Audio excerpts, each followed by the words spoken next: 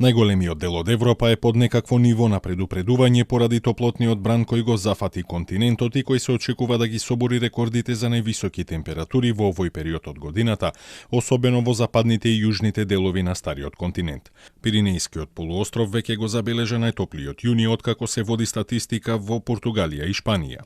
Pues meterte en la casa que es un búnker, todo cerrado, todo oscuro, con el aire, y eso es lo que hay, a pasar los días. Дури 84 од 96 француски департменти се под портокалова фаза. Поради прогнозираните 40 степени во западните и јужните делови на земјата, француските власти им препорачуваат на луѓето да конзумираат вода и по можност да не излегуваат надвор од дома во нетоплиот период од денот. À ce stade, et on va bien sûr suivre l'évolution dans les prochains jours, il y a 200 écoles publiques qui feront l'objet d'une fermeture partielle ou totale lundi, mardi ou mercredi sur 45 000 écoles.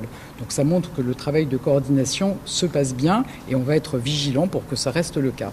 Топлотниот бран им ги расипа плановите и на туристите. So we made a schedule for the trip, but we have to split like early activities and the evening activities, because in the middle of the day we have an elder person and we have to look for a place to settle down and drink some water, because it's hard to stay outside. Спас од горештините се плажите и базените, но и таму водата е веќе затоплена. Ipak je temperatura vode okoli 27 stopinj. Ja, res je topla. Ampak popoldan zna biti tudi 28,5.